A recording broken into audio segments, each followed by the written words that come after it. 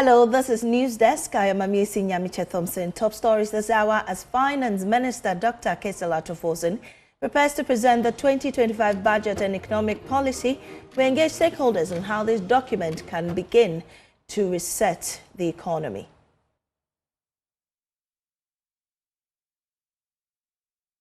Are you aware that the paint in your home could damage your child's brain? In our latest Hotline documentary, American Paints, the Painters Galamsey Joy News investigates the alarming presence of lead in paint sold on the market. We do have lead in paint, but it's ultra low. And in 2022, the GSA and its technical committees reduced the content of lead in paint for painting houses and domestic use by 90%.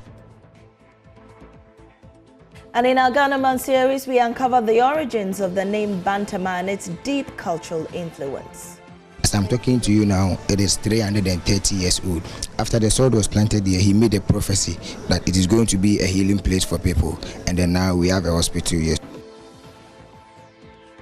These plus business updates on our desk today. Stay for details. We'll be right back.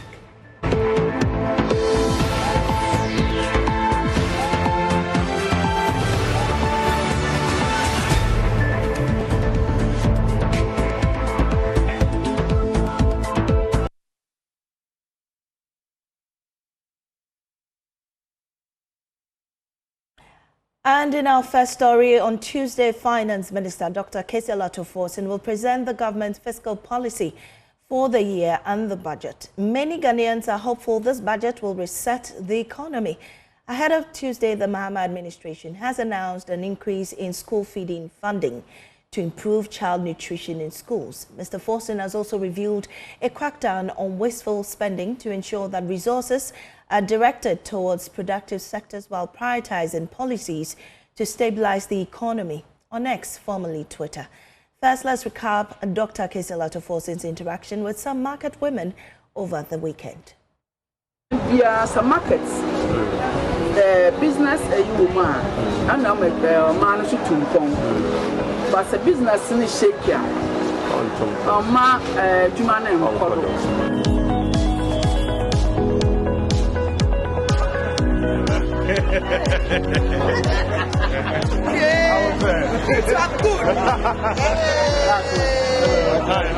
When we start getting our way in China, maybe I must say $1 cost.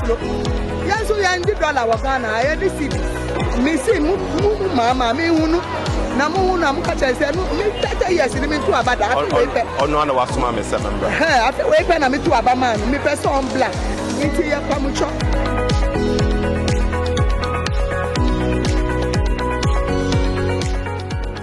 In Ghana, our price are not stable because of the dollar. It's never to me stable. Every year's price now, the local markets and the consumers in Switzerland, they have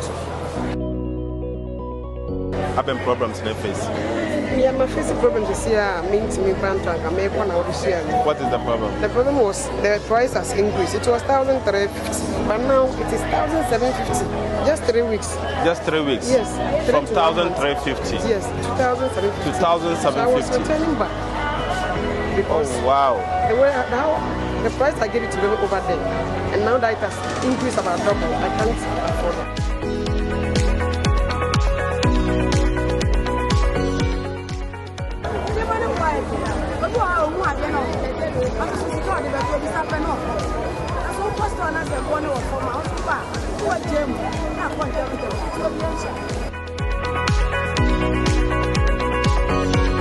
Good. It's good to see you. But that's it.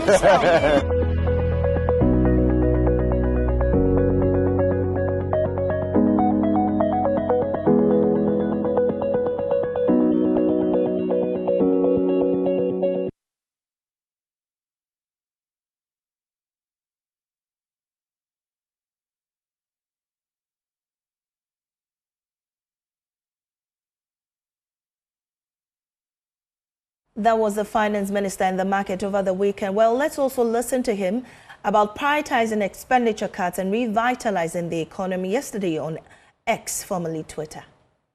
But I can assure you that we have a lot of ideas And this is largely going to come from cuts in wasteful expenditures. And that is going to lead this budget. We are going to see a lot of cut in wasteful expenditures. And the focus will be on expenditures that drive growth and expenditures that actually add value, but not wasteful expenditures. Let me also say that we have made some significant allocation to the agriculture sector. And so the question on the allocation going to agriculture sector will be properly addressed. I think I addressed the issue relating to regulating prices and explained that we are in an open economy. And so regulating prices isn't the way to go.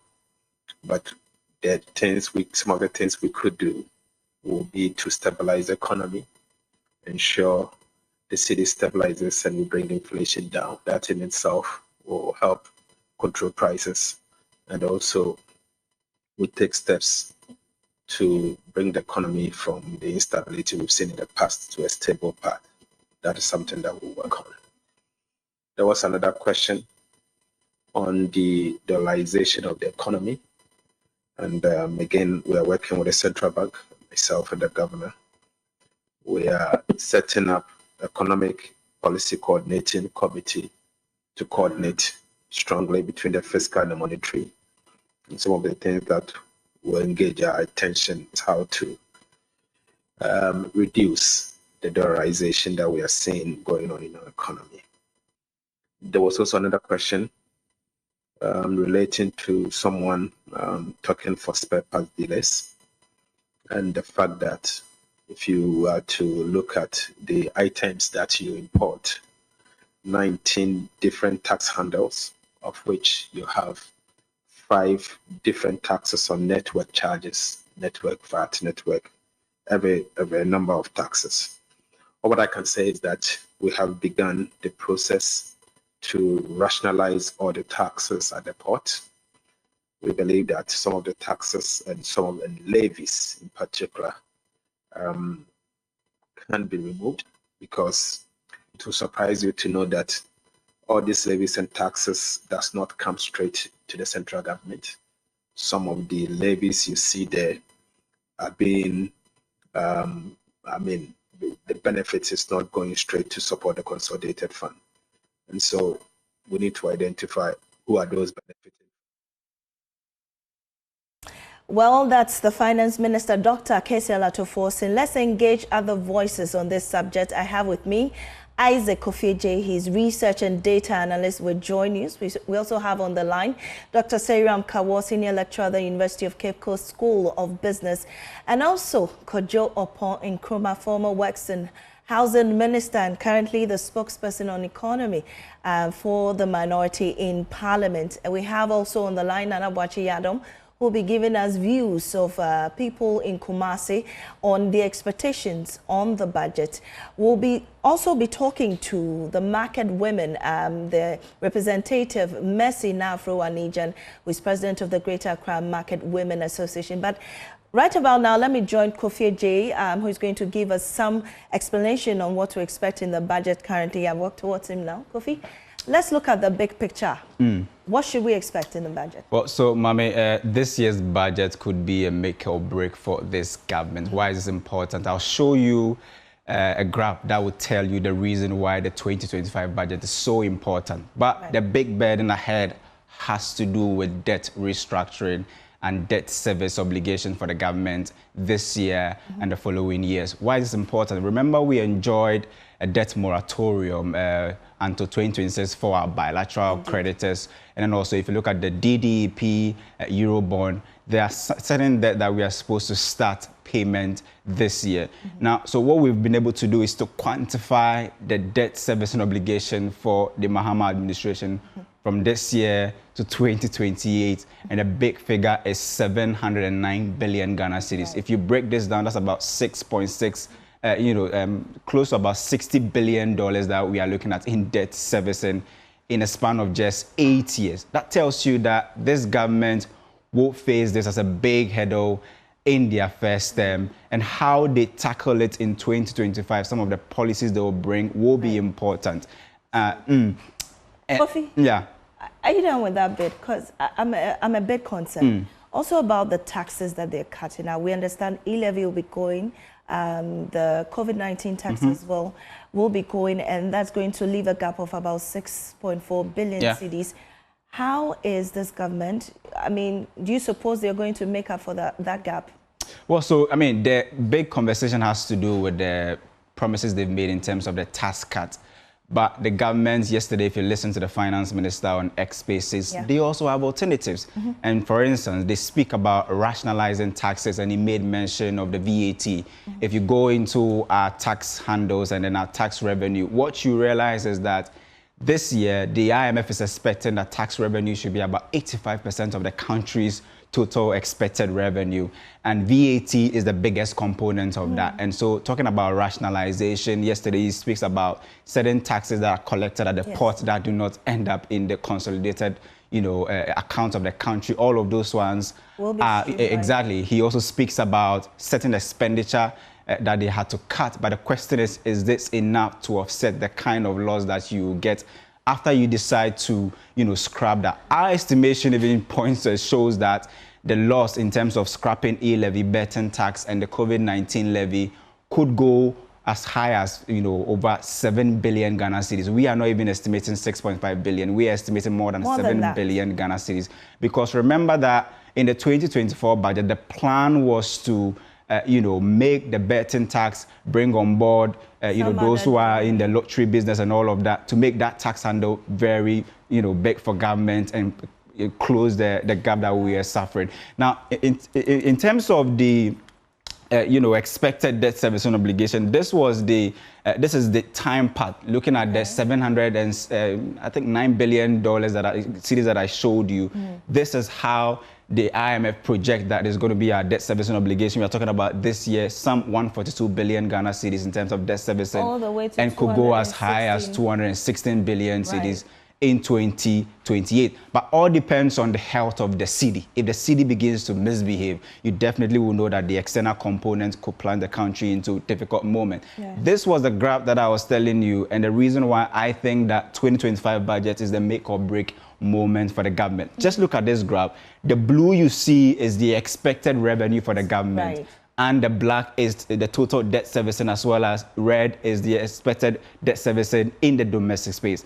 Now, I mean, what you see in 2025 is how close expected revenue or debt servicing is close to expected revenue. You definitely are not able to even see, you are not even able to see that difference.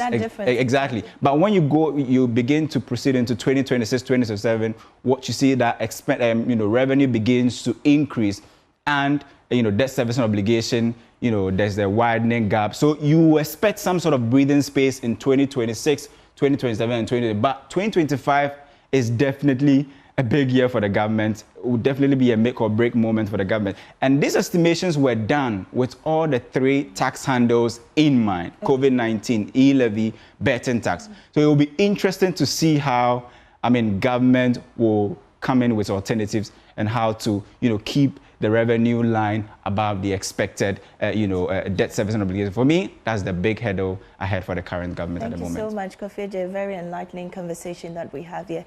And so let's reach out to our other guests, and we have on the line Professor Kawo and also Kojo Oponkruma. Let me start with Kojo Oponkruma, who is a former Works and Housing Minister and also the spokesperson on economy for the minority in Parliament. Kojo, I'm so thankful that you are with us on desk this morning. You've heard the finance minister, you also heard the explanation from Kofi, but you played an integral role in securing the 3 billion IMF bailout package. How did the, PCPG program envisage 2025?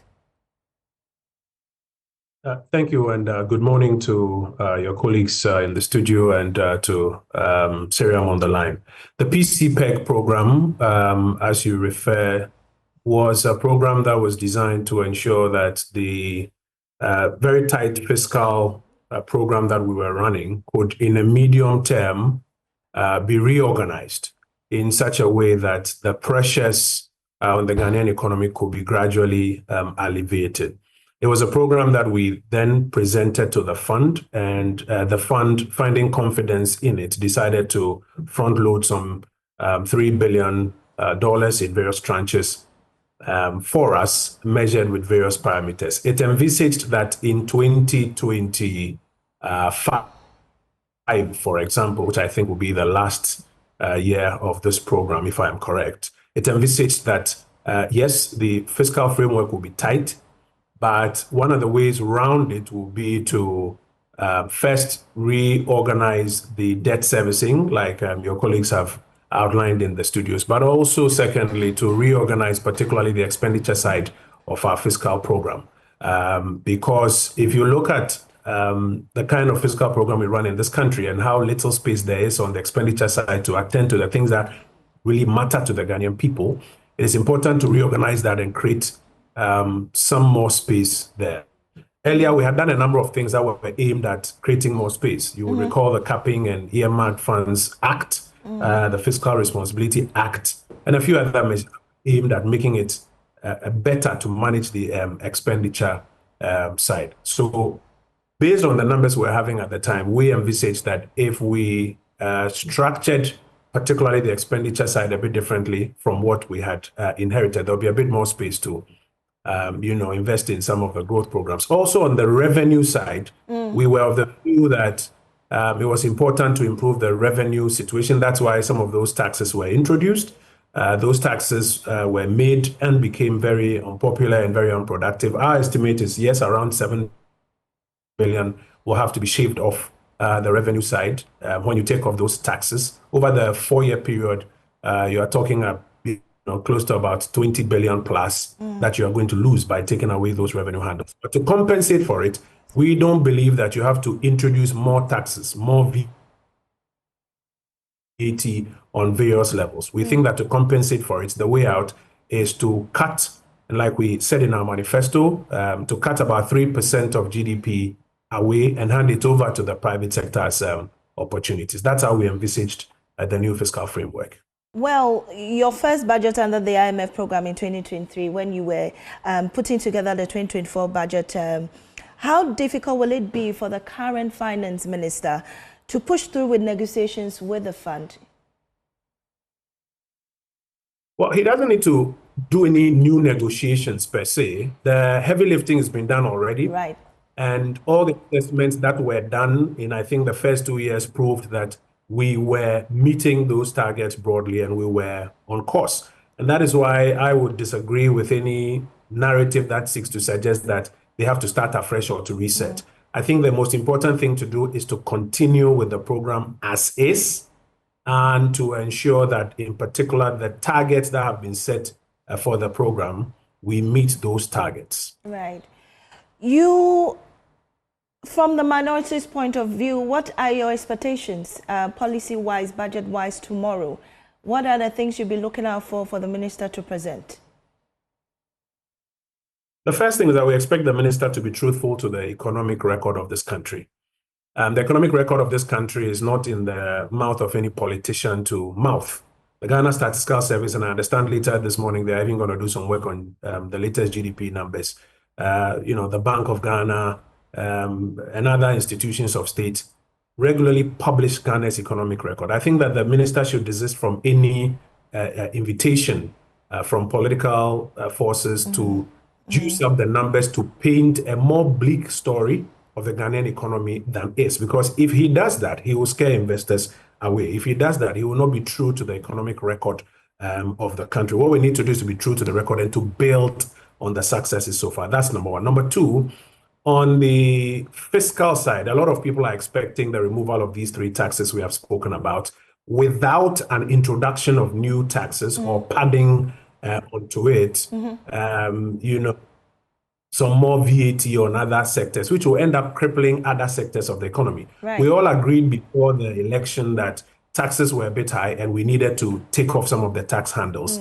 Taking them off is what is expected, not taking them off and replacing them with some more VAT or taxes on other sectors that will cripple other sectors of the economy. The administration also made about 273 economic promises in their manifesto. We've just finished some exercise of going through those 273 economic promises. You don't expect that in the first budget they would respond to all of it, but you would expect that the heavy lifting will be done in the first budget, and a good chunk of those 273 economic promises will be addressed in this budget. And then finally, there are everyday issues that the Ghanaian expects the government to deal with. You heard the finance minister when he went to the markets, which is not new, by the way. Kojo Banredu used to do that quite often when he was Minister for Finance. And market women were explaining that, listen, we want to see utility bills not running up too high. We want to see fuel bills a bit stable. We want to see transport fares a bit stable, because when transport fares go up, it affects the cost of foodstuff and every other thing in the economy. We expect to see the exchange rate depreciation arrested. We expect to see investment in some of the social services, education, health, etc. So people will be expecting to see how the government responds to the issues in these areas, first from a policy point of view, and then from the budget point of view in this budget. Broadly, these are, I think, about the four major things that we understand Ghanaians are looking forward to in this budget. And let me take you back shortly about the taxes that will be cut out of the budget. I mean, you are saying that it shouldn't be taken out and new ones introduced. What would be your alternative to, I mean, filling the gap that the amount of money we'll be losing as a result of cutting out those taxes? What would be your alternative? Yeah, it's a brilliant question. We estimate that about 7 billion cedis will be shaved off the budget when these three taxes are taken off. When we were doing our manifesto and we ran the models, we were clear in our minds that the way to compensate for that is to cut expenditure by about 3% of GDP. Right. That will be somewhere about 30 billion Ghana cedis. So if you're going to be losing about 7 on the revenue side per year, and you are also going to be taking off about 30 billion and rather bringing in the private sector to deliver on what would have otherwise been government expenses, you will still get to deliver, but the person paying for it is not the Treasury. It's not the Exchequer who's paying for it. And that's why we've been very strong in our advocacy for public-private partnerships. You recall earlier this year, about 3 weeks ago, we came to Parliament with a whole statement advising the government that a lot of attention needs to be paid to PPP, because cutting revenue must be compensated for, not by introducing new taxes, but by cutting expenses. However, the public goods and services that were being delivered with those expenses still have to be delivered. And the PPP approach, we believe, is the best way to go. That would be our advice to the government. Well, I have two quick questions. I hope you'll be brief about them. One about the gold board that has been, set up. We know that from a KPMG survey recently done, gold showed up the GDP in the country to about 6%. I mean, with a gold board that has been set up, how do you think it's going to change the fortunes of government? So first of all, it hasn't been set up. Secondly, we haven't seen any official documentation that spells out how they want to set it up. There's been a lot of speculation and interviews. There are a number of worries. For example, what happens to the big mining companies? What happens to the interests of government in rather exploring its own gold through, maybe some gold mining companies and then exporting that to get revenue? What happens to the monetization of mineral royalties? There are various questions there. I think the fair thing would be to receive the official documentation from government that this is how they want to do it, and then we can all weigh in. But the government should be careful not to kill the private gold export industry, not to create a scenario where smuggling is increased, and not to create a scenario where between what the large-scale gold mining companies are doing and what the small-scale guys are doing and hopefully will be selling to government, there's a bit of arbitrage that creates issues for the Ghanaian economy. And just before you go, what do you make of the cancellation of the gold for oil deal? We want to see what sort of alternative. The gold for oil program was introduced to bypass the demand for Forex in purchasing crude oil. So that we could purchase gold with our cedis and use that gold in exchange either directly or through an intermediary for crude oil. And it's been very helpful. Over $5 billion worth of crude oil imports has been funded through this gold for oil program introduced by the former Vice President, Dr. Mahmoud Bawumia. Now, when you take that program away, what it means is that you are going to have to need hard currency, forex, to buy your crude oil. And already the government is depleting the gross international reserves to show up the currency and to support the importation of crude and other essentials. Right. It is important that the government quickly puts an alternative on the table. And then we can all assess that alternative and see if it is feasible or not. As of now, they've suspended, there's no alternative. And we are worried that it will begin to affect the currency sooner than later. Thank you so much, Kojo. We're grateful for your time on News Desk. And hopefully tomorrow, what you're expecting will be presented in the budget. Well, right about now, let's move to the University of Cape Coast Business School, and we have on the line Dr. Seriam Kawo. Doc, we're grateful for your presence here on desk, and the big problem has always been about servicing the debt.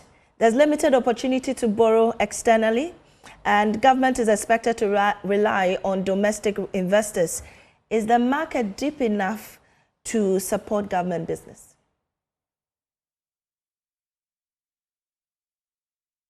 If you could unmute and speak to us, Doc. Good morning. Good morning. Speak up for me a bit. I'm doing good, and I hope you are fine as well. I'm well. The financial markets in the country, yes, is a growing market, and is the market through which the government over the years have been raising funds in terms of bonds. And for the past 4 years that the country has been out of the international financial market, as the capital market, we've been able to raise funds within the country, though on a short term through the treasury bill. We've been able to sustain that for a longer period of time. We have the private sector leading the way. And so the debt servicing is something that we need to look at. If we talk about the market being deep enough to sustain what is happening, I would say yes, the market is ready. We have the pension funds, the insurance companies that are operating in the country. And then we have the private companies that are listed on the stock exchange that provides funding for business entities that we have. Currently, we have the Ghana Alternative Stock Exchange that provides funding for SMEs that need funding. And so the financial sector has also been very robust over the years after the recapitalization issue from 200 million to 400 million. Going forward, PPP is the way to go. And if PPP is the way to go, as Kojo has said, how do we do it? Do we bring private investors in and allow them to buy the companies or partner government in doing it? I believe that is not the way to go.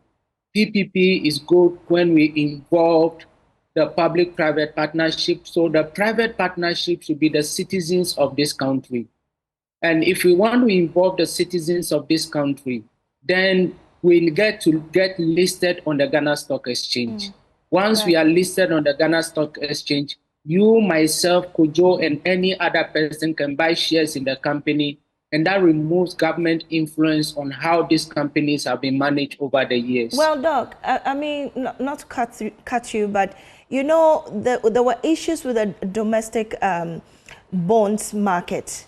The issue with investors, what they went through, the cuts and then the restructuring and all that.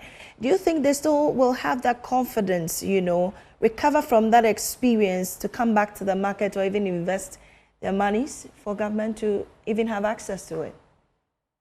Good. So when we go to the debt market, it becomes very difficult for the investor, the domestic investor, to go and get government bonds. The market is not only for bonds. That is why we have equity, ownership, the management of the companies. And so if we want to go back to the debt market, it's going to be very difficult for the investor. Hence the suggestion that we go to the equity market.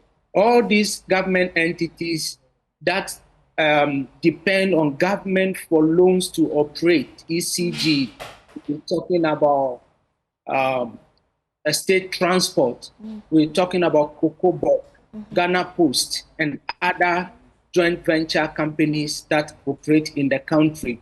that usually depend on government loans to finance their activities, where their operations become a toll on the finances of the ordinary Ghanaian. These entities should be listed on the Ghana Stock Exchange.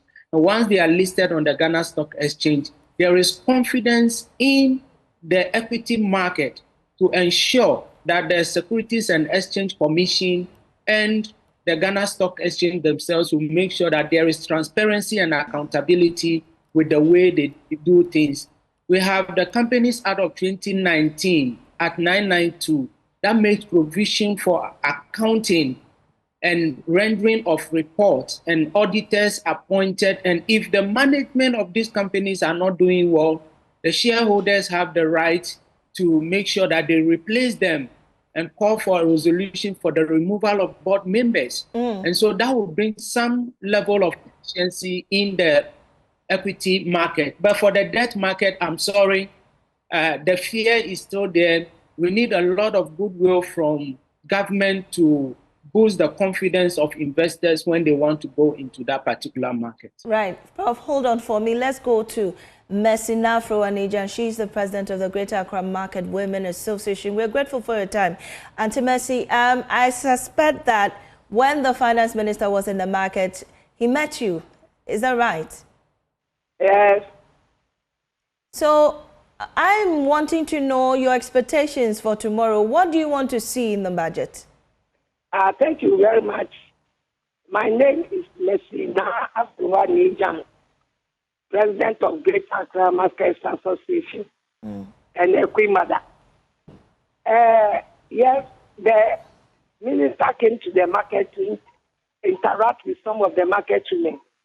And some of our fears are if the dollars don't come down and the petrol don't come down, so it will be very difficult for the prices of goods to come down.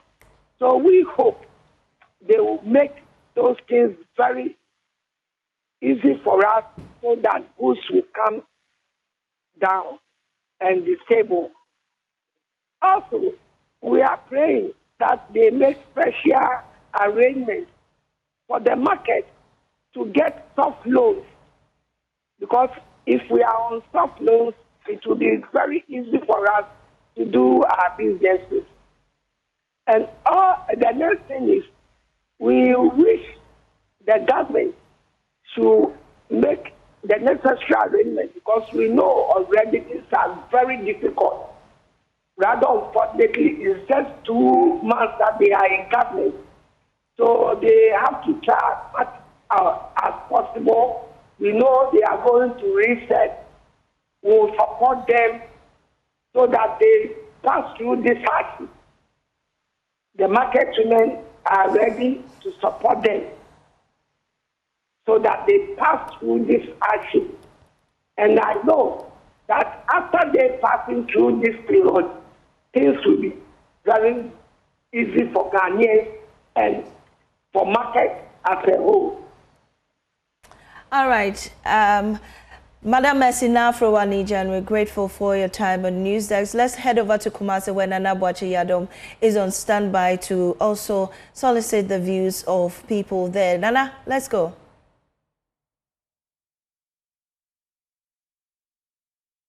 Well, we haven't gotten Nana Boakye-Yiadom on the line yet, but let's get back to Professor Kawo. Prof, let's shift our attention to the private sector. Very briefly, what kind of hope can we draw from this budget for those looking at the number of tax cuts and priorities for the private sector? For the private sector, the cutting of the taxes or the removal of the taxes in terms of e-levy, betting tax, emission tax, and those things is a plus to them. The private sector will be happy because there is going to have some money that is reserved for them to do more business that they want to do. And that will provide them the opportunity to employ more people in the sector. The removal of the e-levy will now boost internet operations and mobile money transactions from one area to the other. And so the inflows and outflows in mobile money is expected to increase over time. The tax rationalization in terms of VAT and others needs to be looked at and then implemented with immediate effect after the budget has been read. And that will go a long way to ensure that government gets the needed revenue that we want to rake in. Now, when it comes to the budget cuts, expenditure cuts, the expenditure cut is something that is also very crucial. But then we want to see in the budget the specific expenditures that will be cut off, and that will lead to a reduction in a government expenditure, and that will cover up for the 7 billion cedis that will not be raked in within this particular year. The bringing up of the tolls on our roads is a welcome news, and I hope that will come to effect. We also need to look at our tourism sector. All right. The tourism sector is very significant for us. And so how do we ensure that we make policies that will be conducive to attract the needed investment in the tourism sector? All right. The sector, sometimes when you look at it compared to the sub-region, in terms of hotel accommodations and the rest, are expensive because of the taxes that are paid by these people. So I hope that the tax rationalization will be able to help them take a good decision and attract the needed investors that are needed. All right. Now, the big issue before we go is the agricultural sector. Okay. The policy in terms of agricultural sector. When I heard the minister talk on X and saying that a chunk of the budget will go into agricultural sector, is a good news for us. If we add value to our finished product, reduce food inflation in the country, that will go a long way to push the entire economy. Thank you so much, Professor Kawo. He's a senior lecturer at the University of Cape Coast School of Business. Now let's head to Kumasi now. Nana Boakye Yadom is ready for us. Nana, let's go.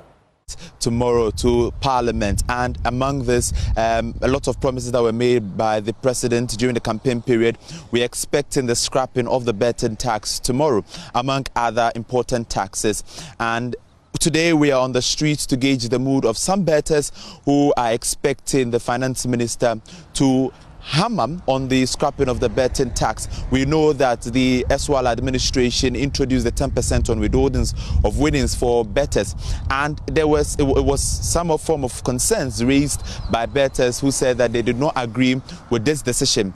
The President, John Dramani Mahama, during the campaign period last year indicated that his administration is going to scrap the betting tax. Well, tomorrow is the D-Day, and even before the budget presentation itself, we've heard the Finance Minister, Dr. Kesela indicates that clearly the John Dramani Mahama administration is going to scrap the betting tax. We engage in some bettors to ask them what they make of this decision by the government. And I have with me one person who earlier during my engagement indicated that he is a bettor. I mean, you say you're a bettor, and tomorrow we're expecting the Finance Minister to scrap the betting tax. Let's take you back to when it was introduced.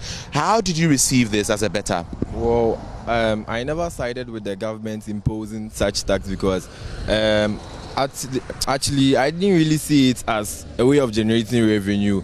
It was felt like a direct blow to us because the government didn't actually inform us on the decision. And then, you see, most of us youth, we don't do a 9 to 5, so the bet is like our source of income. That's how we make ends meet. So imposing such tax felt like a real blow to us. So I was actually against it ever since it came into being. Yeah. Was there anything like you not agreeing but wanting the government then to reduce the tax? Well, it wasn't about the percentage. Actually, I wanted it to be scrapped because it wasn't fair, because you struggle and get something, and then once you stick with it, the government just decides that, no, it's your money, and then I decide what percentage I want from it. It wasn't fair, so I just wanted it to be scrapped.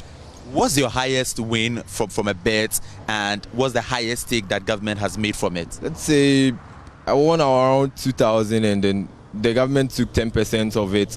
So I really felt it. I really felt it. When was this and what match was that, if you remember? I really remember, but I think it was last year, somewhere September. Yeah. What game was that? It was football. I think I did. Which team? Teams. It included Marseille, Madrid. I used to stake the higher leagues. I don't mostly go the underdogs. So it was just 12 teams, and then the winning was around 7,500. But unfortunately, one just cut, and then I had this 2,000, and then there was this deduction of 200. I felt it. It wasn't easy. Right, I get you, and that's clearly from a bettor and his perspective. Now, the big deal is that you as a bettor, you're going to enjoy much more because government has indicated that he's going to scrap the tax. And so what do you make of this directive or this new decision by the John Mahama administration? Honestly, I'm very happy because it was my expectation. I was actually desiring that the next government will actually scrap it, and now that he's doing it, I'm really glad that he's doing it because now I'll have all the winnings to myself. There wouldn't be any deductions. I'm really happy about it. Great, thank you very much. And then I have another bettor here with me. I'm sure you made any stakes today? No, not really. Today the market doesn't look good, so the market doesn't really. Pause, yeah. So you're in a pause today. Yeah, yes. But when does the market look good for you as a bettor? Mostly during the Champions League, La Liga, and let's say the Premier League. Okay, and if you make such stakes on a bet like that, what is the highest win that you've made from a bet? To me, around 700 to 1,000, but my highest would be, let's say, 1,000 plus. And in that win that you made, there was a 10% tax made out of it by government. Yeah, it was actually it was painful because like staking continuously, you mostly lose. So the time that you win and they are taking 10% of it, it actually touches your heart. It hits hard. Then I'm sure that when the decision came, it came as a blow to you when the previous administration made the introduction of the tax. Yeah, to me, it was kind of ridiculous. Like taxing bets, come on.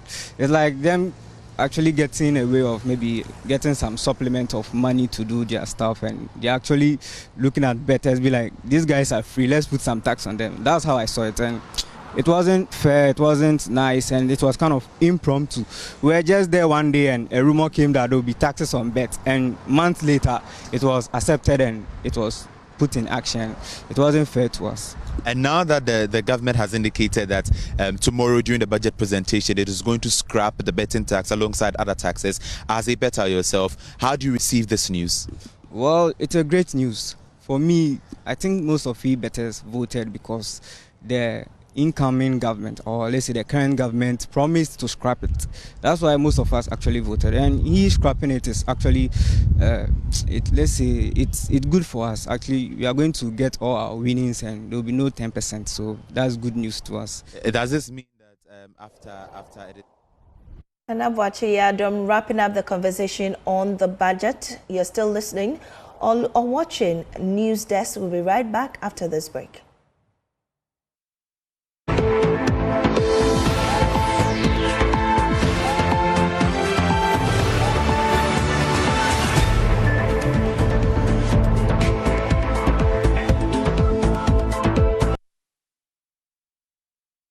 Welcome back. A study conducted by American researchers in collaboration with Ghana's regulatory agencies has revealed alarming levels of lead in paint sold on the market.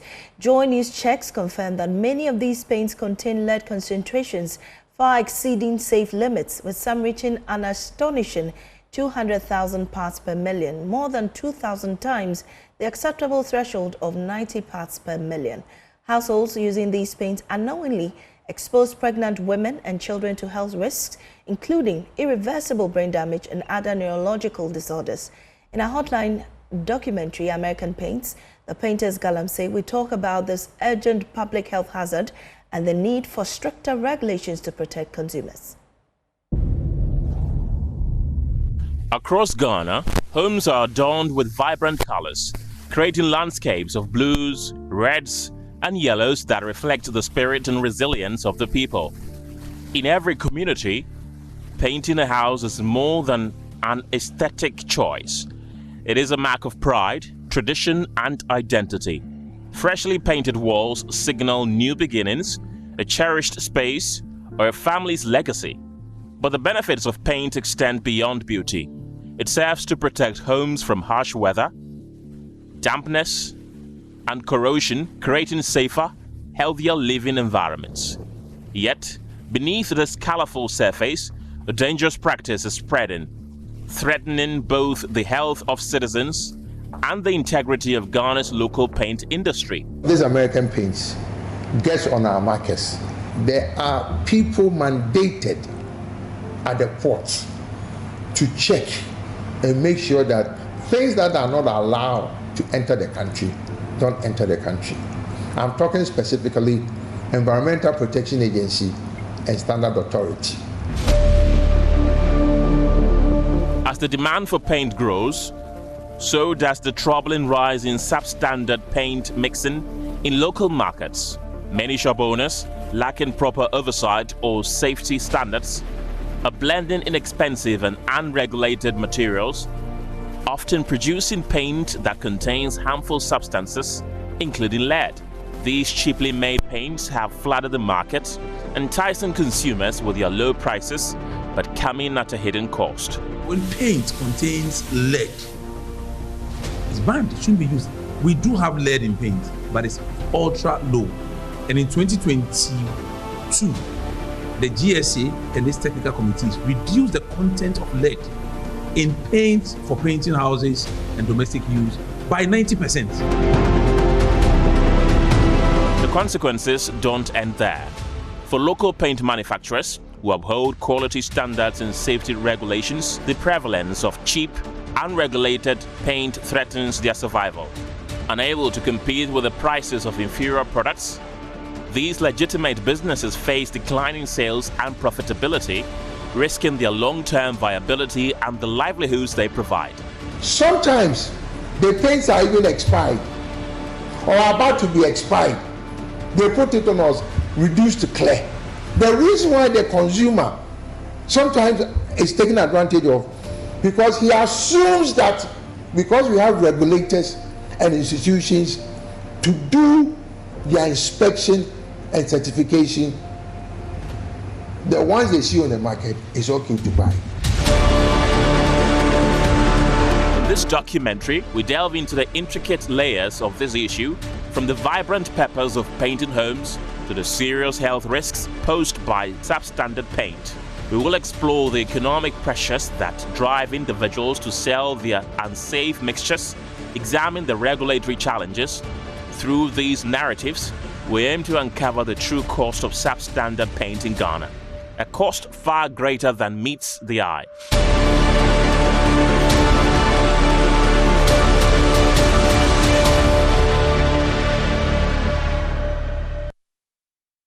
That full documentary airs tonight at 8:30 p.m. Do make a date. Now let's do Ghana Month.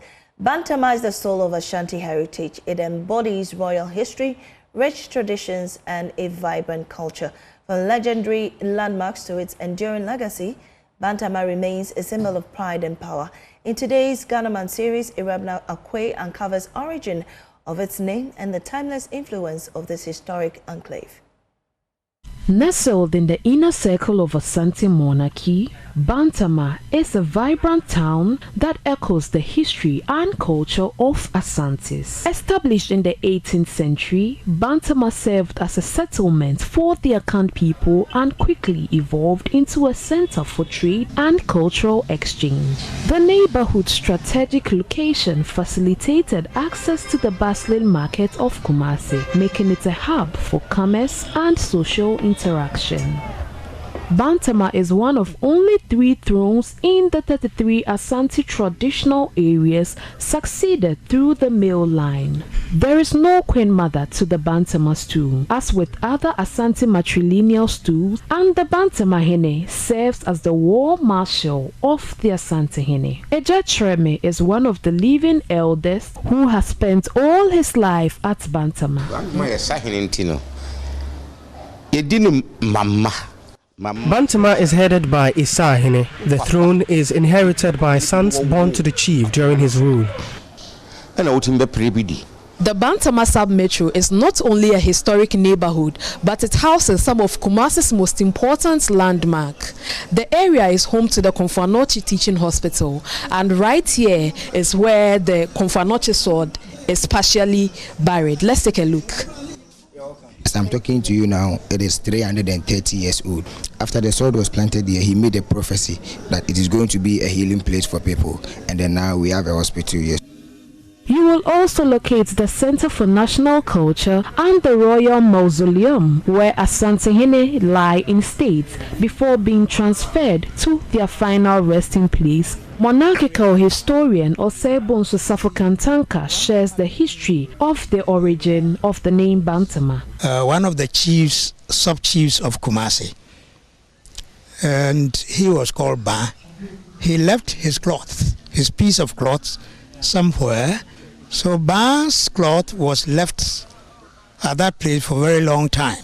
So anybody that passed by identified that cloth as Ba's cloth, Ba's piece of cloth.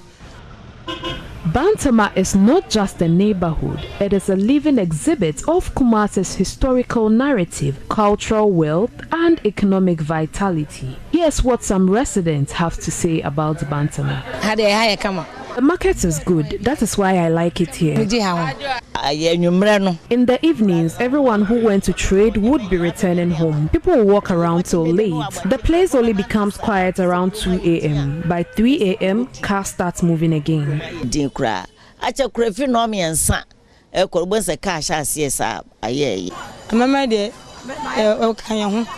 Tradition is part of us. We live with elders. The elders teach us and correct us when we wrong. We used to play tete. It's now called Toluku. When I was young, that was our favorite play in Bantama. The police always patrol here. We don't have any problem by the time we return in the morning. Bantama's historical significance and continued relevance make the place a cornerstone of Ashanti region's cultural landscape. Right here at Bantama, my name is Arabna Akwe. And that's how we wrap up this edition of News Desk. There's more news on myjoyonline.com.